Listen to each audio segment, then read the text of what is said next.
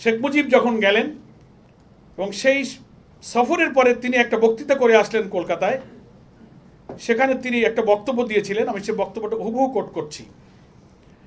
New York টাইমসের 12ই জানুয়ারি তারিখের 10ই জানুয়ারি নয়াদিল্লিতে জনসভায় শেখ মুজিব এই বক্তব্য রেখেছিলেন। নিউ ইয়র্ক টাইমস বলছে, he said his country would be founded on the same principle as India, অর্থাৎ তার রাষ্ট্র প্রতিষ্ঠিত হবে ভারতের নীতিমালার ভিত্তিতেই, ইন্ডিয়ার নীতিমালার প্রিন্সিপালের ভিত্তিতেই শেখ মুজিবের রাষ্ট্র প্রতিষ্ঠিত হবে। এই সংবিধানে অনেক প্রশ্ন উঠেছে।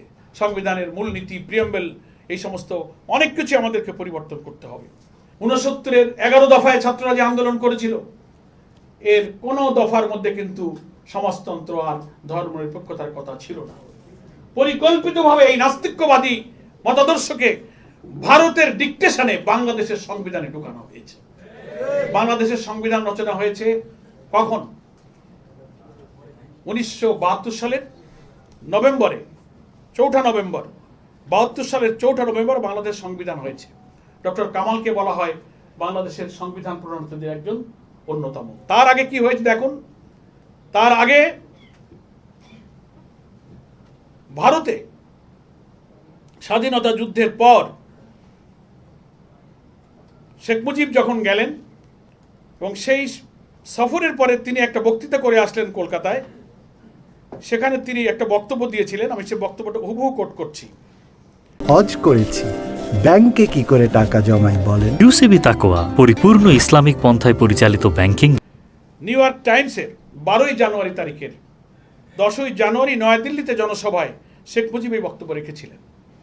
নিউ ইয়র্ক টাইমস বলছে, he said his country would be founded on the same principle as India, অর্থাৎ তার রাষ্ট্র প্রতিষ্ঠিত হবে ভারতের নীতিমালার ভিত্তিতেই, ইন্ডিয়ার নীতিমালার প্রিন্সিপালের ভিত্তিতেই শেখ মুজিবের রাষ্ট্র প্রতিষ্ঠিত হবে।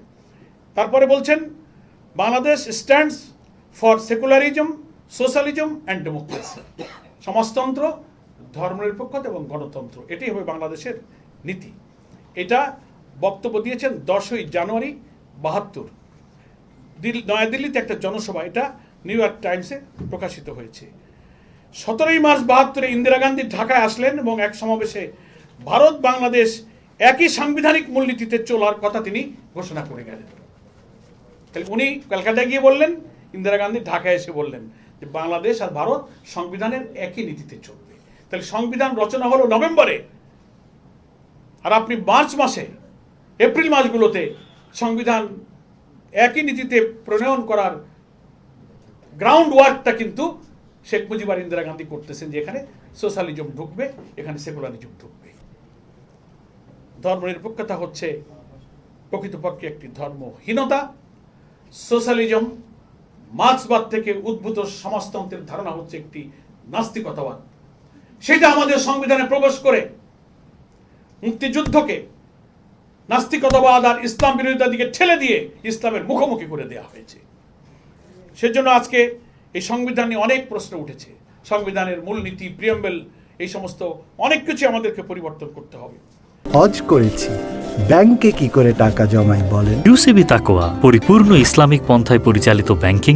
প্রিয় ভাইরা আমার, আমরা সেজন্য মনে করি যে আমাদের এই স্বাধীনতা যথার্থই, মুক্তিযুদ্ধের সেক্টর কমান্ডার মেজর জলিল বই লিখেছেন এবং বক্তব্যে বলেছেন যে অরক্ষিত স্বাধীনতাই পরাধীনতা, একটা বই লিখেছেন উনি। উনি একজন সেক্টর কমান্ডার ছিলেন এবং স্বাধীনতার পরে মেজর জলিলই ছিলেন প্রথম রাজবন্দী। তাকে গ্রেপ্তার করা হয়েছিল কেন? স্বাধীনতার পরে ভারতীয় বাহিনীর লুটপাট, এদেশের শিল্প, কল কারখানা থেকে যন্ত্রপাতি, অর্থ সম্পদ লুট করে বর্ডার দিয়ে সব ইন্ডিয়া চলে যাচ্ছিল। ভারতীয় বাহিনীকে এখান থেকে ফেরত দিতে বলা হয়েছে, তাদের লুটপাটের প্রতিবাদ করা হয়েছে। শেখ মুজিব তাকে গ্রেফতার করেছে। তিনি বাংলাদেশের প্রথম রাজবন্দী। একজন মুক্তিযোদ্ধা, তিনি তো আর জামাত ইসলামী করতেন না, তিনি তো পরে জাসদের একজন প্রখ্যাত নেতা ছিলেন, সভাপতি ছিলেন, এবং তিনি বললেন যে স্বাধীনতা অরক্ষিত। মুক্তিযুদ্ধের আরেকজন সৈনিক বঙ্গবীর কাদের সিদ্দিকী নিয়ে অনেকে রাজনৈতিক কারণে নানান বিতর্ক তিনি করতে পারেন, সুযোগ আছে। বঙ্গবীর উপাধি তিনি পেয়েছেন, একজন মুক্তিযোদ্ধা ছিলেন। আপনারা কি জানেন এদেশের গণমাধ্যমের কাছে তো তিনি একবার বক্তৃতায় তিনি বলেছেন বাংলাদেশের উপরে ভারতীয় আধিপত্যের যে কালো থাবা, স্বাধীনতাকে মিসগাইড করে শোষণ জুলুম ভারতের বাজারে পরিণত করা হচ্ছিল, সেই সময় তিনি কিন্তু এক বক্তব্যে বলেছিলেন যে যদি স্বাধীনতার পরিণাম এই হবে, এটাই যদি স্বাধীনতা হবে, তাহলে এটা আমাকে বুঝতে পারলে আমি মুক্তিযুদ্ধে যেতাম।